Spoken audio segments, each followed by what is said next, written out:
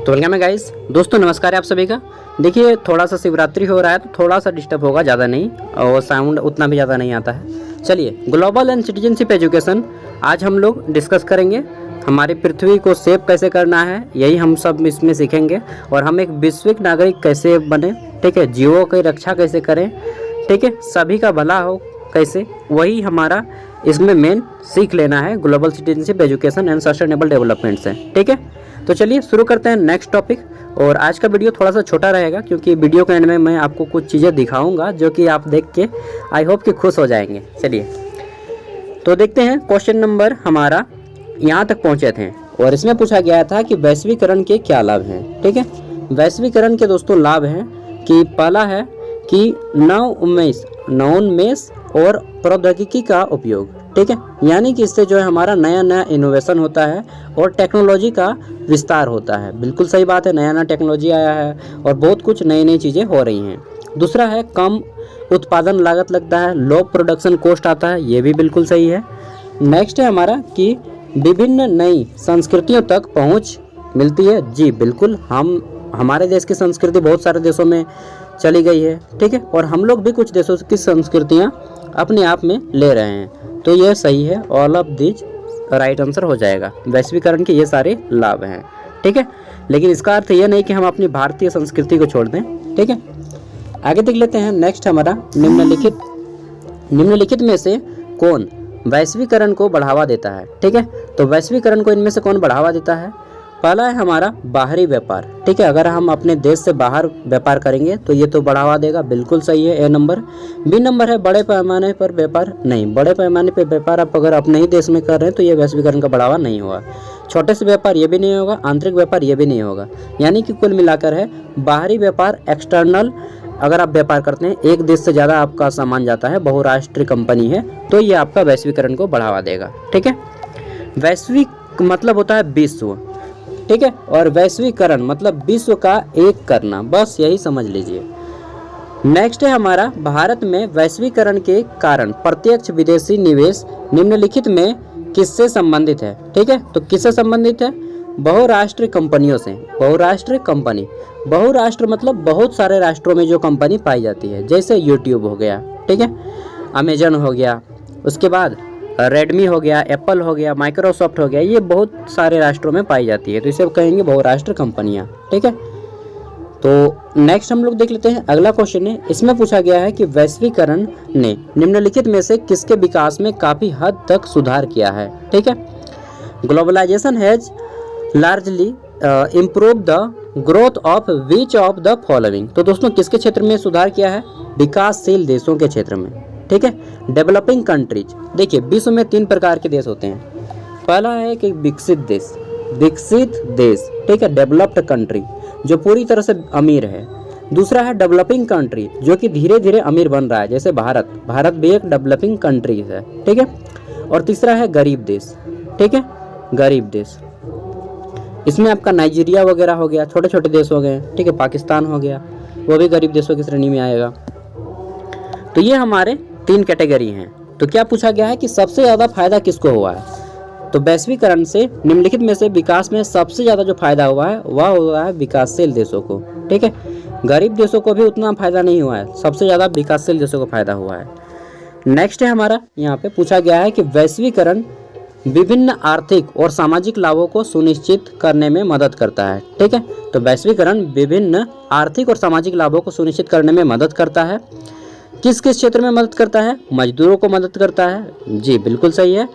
उपभोक्ताओं को भी मदद करता है, ये भी सही है। उत्पादकों को भी मदद करता है। ठीक है, तो राइट आंसर हो जाएगा ऑल ऑफ दिस। बाकी मैंने बताया है कि जहाँ पर भी इनमें से सभी ऑप्शन मिल जाए उसको टिक लगा दीजिएगा। आगे देख लेते हैं। नेक्स्ट हमारा क्वेश्चन है कि विश्व व्यापार संगठन बहुराष्ट्रीय कंपनियों को क्या प्रदान करके मदद करता है? ठीक है, तो विश्व व्यापार संगठन बहुराष्ट्रीय कंपनियों को क्या करके मदद करता है? तो देखिए दोस्तों, विश्व व्यापार संगठन जो है वर्ल्ड ट्रेड ऑर्गेनाइजेशन, इसके ऊपर अभी हम लोग जानेंगे। विश्व व्यापार संगठन और निवेश के लिए वित्त मुहैया कराता है। ठीक है, यानी कि उसको समर्थन देता है फाइनेंशियली। अब देख लेते हैं, थोड़ा सा जान लेते हैं WTO के बारे में, वर्ल्ड ट्रेड ऑर्गेनाइजेशन। तो देखिए WTO, ठीक है, इसका नाम पहले गेट हुआ करता था, general agreement on tariff and trade, ठीक है, ये गेट नाम हुआ करता था। 1 जनवरी 1995 को इसका नाम परिवर्तित कर WTO कर दिया गया, वर्ल्ड ट्रेड ऑर्गेनाइजेशन 1 जनवरी 1995 को कर दिया गया, ठीक है। इससे पहले इसका नाम गेट हुआ करता था, general agreement on tariff and trade, ठीक है। इसके टोटल 164 सदस्य देश हैं, 164, ठीक है, 164 सदस्य देश हैं, यानी कि ये जितने भी देश हैं WTO में, ये सभी देश जो है आपस में व्यापार कर सकते हैं किसी भी देश में जाकर के, समझ गए। और भारत इसका सदस्य बना है 1 जनवरी 1995 में, इसको भी याद रख लीजिएगा। अगर आपके सामने कॉपी पेन है तो उसको भी नोट कर लीजिएगा। नेक्स्ट पूछा गया है कि वैश्वीकरण की चुनौतियाँ क्या हैं, ठीक है, what are the challenge of globalisation. तो हमारा सबसे फेवरेट ऑप्शन मिल गया है ऑल ऑफ दिस, ये सही होगा, लेकिन हमें जानना भी है भाई। देखिए, वैश्वीकरण जब भी हम करते हैं, अपना सामान एक से दूसरे देशों में बेचते हैं, तो क्या होता है कि विदेशी श्रमिकों का शोषण होता है। आपने पेपर में सुना होगा कि हमारे यहाँ झारखंड के लोग कुवैत गए और वहाँ पे फंस गए हैं, ठीक है, फिर पेपर में आता है कि हमें यहाँ से बाहर निकालो, तो शोषण हो जाता है, ठीक, खतरा होता है। नेक्स्ट, बहुराष्ट्रीय कंपनियों के विस्तार में कठिनाइयाँ आती हैं, ठीक है, कोई भी कंपनी दूसरे देश में जाती है तो उसको बहुत सारा चुनौती का सामना करना पड़ता है, कानूनी प्रक्रिया है, टैक्स देना पड़ता है, ठीक है, फिर पॉलिटिक्स का लफड़ा है, जैसे पेटीएम को ही देख लीजिए, ठीक है। तो बहुराष्ट्रीय कंपनियों को बहुत ज़्यादा विस्तार में कठिनाइयाँ आती हैं। नेक्स्ट, निर्यात करों में उच्च शुल्क। जब हम करते हैं टैक्स किसी देश में कंपनी, तो वह बहुत ज़्यादा टैक्स लगा देती है हम पे। मान लीजिए जैसे चीन का सामान भारत में बेच रहा है, तो चीन को ना भारत बहुत ज़्यादा टैक्स लगा दिया जा रहा है, ठीक है। अब टैक्स का पैसा सब जनता से वसूलेगा, तो ये सभी भी चुनौतियां हैं, तो राइट आंसर हो जाएगा ऑल ऑफ दीज। आगे देख लेते हैं। नेक्स्ट क्वेश्चन है हमारा कि RIMPAC में भाग लेने के लिए चीन का विनिवेश कब हुआ, ठीक है। तो देखिए दोस्तों, इसमें चीन जो विनिवेश हुआ यह हो गया था 23 मई 2013 में, 23 मई 2018। यार मेरा ध्यान ना उधर काम चल रहा है मेरा, तो थोड़ा सा उस टाइम है, ठीक है, सॉरी। अगला है, फिलीपींस ने अपनी पहली ब्रिगेड कब भेजी, ठीक है। तो फिलीपींस जो है इसने अपना फर्स्ट ब्रिगेड भेजा, और कब भेजा, तो 10 जुलाई 2020 को, ठीक है।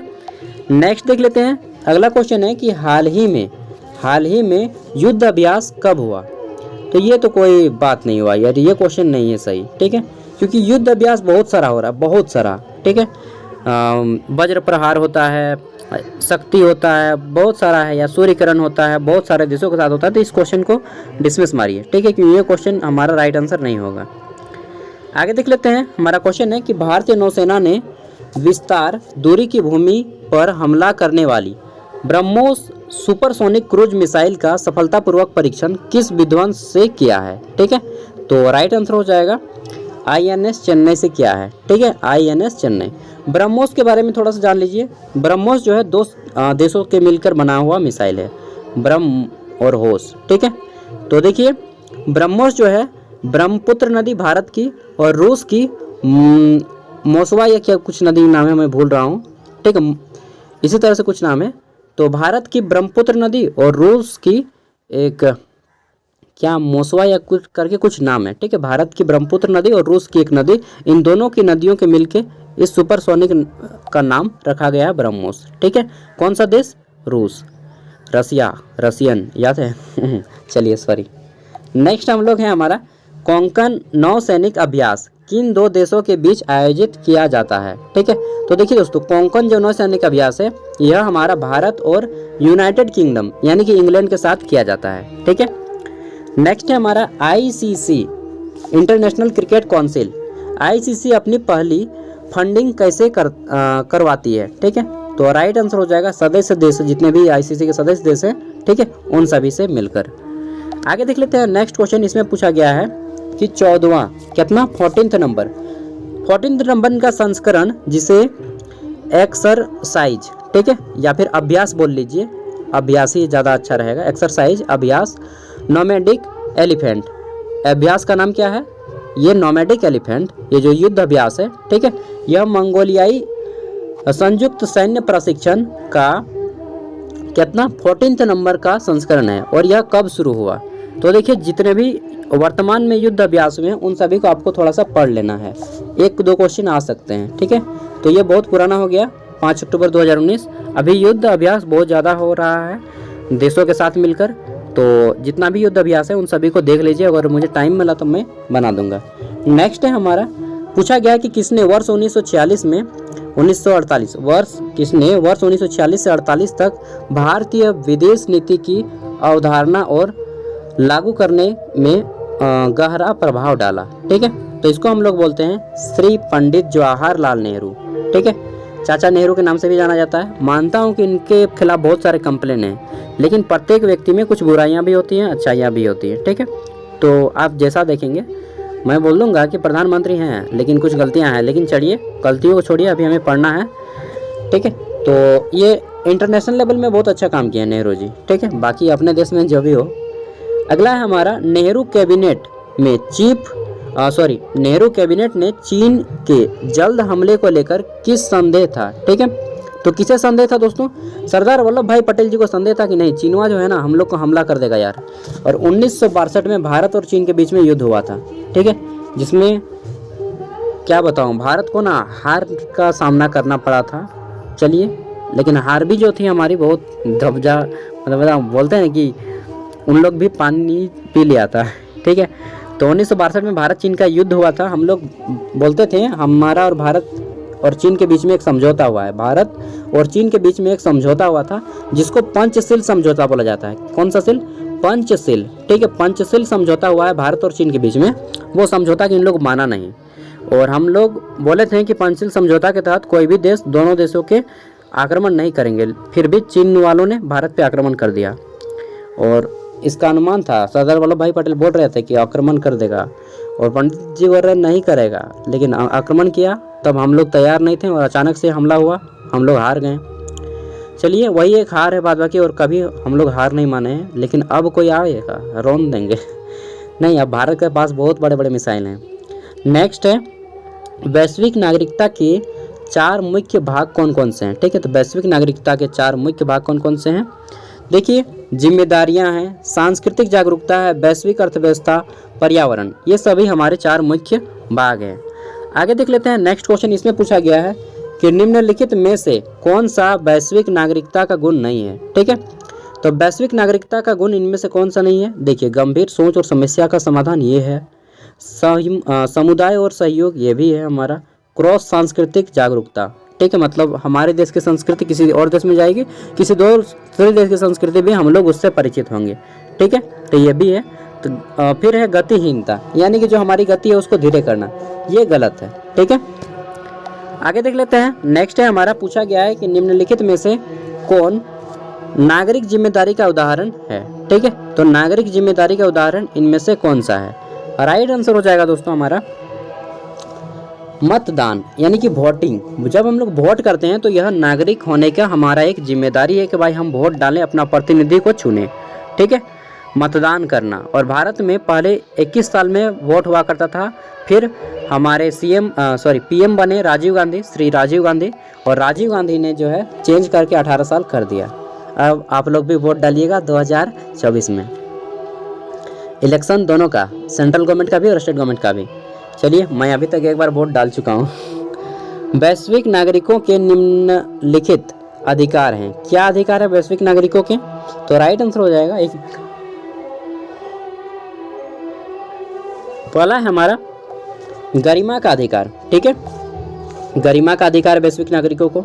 बी नंबर है भूख से मुक्त होने का अधिकार भी है, बच्चों को पालने का अधिकार भी है। राइट आंसर हो जाएगा ऑल ऑफ दिस, इनमें से सभी अधिकार हैं वैश्विक नागरिकों को, ठीक है।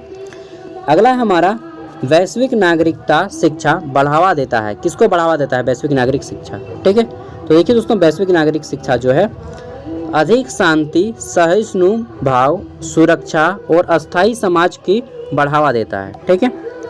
आगे देख लेते हैं। तो नेक्स्ट हमारा क्वेश्चन है, धारणीयता के पीछे मूल विचार क्या है? तो इसको हम लोग करेंगे, मैंने बताया था कि एंड में कुछ दिखाऊंगा, चलिए दिखाता हूँ।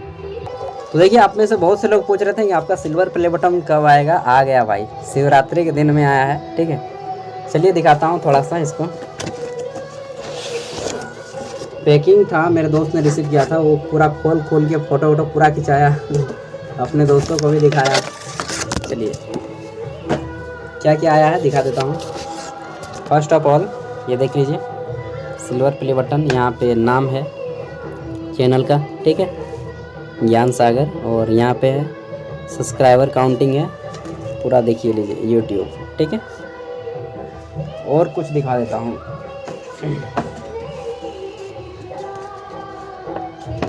ये मिला है एक, ठीक है, सर्टिफिकेट के तौर पे यूट्यूब का। देन दिखा देता हूँ आपको, ये कार्ड मिला है। मैंने अभी कुछ नहीं पढ़ा है, बस अभी आपको अपना काम पे फोकस किया हूँ और आपका वीडियो पे, इसको आराम से पढ़ूँगा किसी टाइम पे। और ये क्या है भाई, ये 2 ग्राम का कुछ है, DMF फ्री सेंड्स DMF जो भी है, इसको एक बार हो सकता है क्लीन करने का दिया होगा हमको। चलिए जो भी है, ये सभी आप लोग के बदौलत ही आया है, ठीक है। तो देखिए दोस्तों, इसको प्लस्तर वगैरह सोच रहे हैं कि यार पैसा भी आता है फिर भी काहे नहीं कराते हैं, बहुत कंजूस हैं, चीप हैं आप। नहीं, देखिए बात वो नहीं है, जब आप खुद से कुछ करते हैं ना, अपना घर खुद से बनाइएगा ना। देखिए मैंने बाइक भी लिया है खुद से, ठीक है, और अपने पैसे से भी घर भी बनाया हूँ, तो टाइम लगता है भाई, ठीक है। और अपना पूरा पढ़ाई ग्रेजुएशन का, पोस्ट ग्रेजुएशन का, लास्ट ईयर है मेरा पोस्ट ग्रेजुएशन, कंप्लीट नहीं हुआ, हो जाएगा इस बार। Public administration Marwari college Ranchi से कर रहा हूँ, इग्नू से, ठीक है। तो इस साल फाइनल मेरा हो जाएगा अप्रैल में। तो थोड़ा टाइम लगता है कुछ भी चीज़ करने में, और स्टेपली मैं करता हूँ, कोई अचानक से नहीं कर रहा हूँ, ठीक है, मतलब टाइम लगता है, ठीक है ना। तो धीरे धीरे होगा, बाकी आपको मैं खुद को इम्प्रूव करूँगा, और जो भी करने की कोशिश कर रहा हूँ उससे ज़्यादा बेटर परफॉर्म करूँगा, ठीक है। चलिए मिलते हैं नेक्स्ट वीडियो में। Thank you for watching this video, bye bye, take care, जय हिंद, जय भारत, जय झारखंड, जोहार।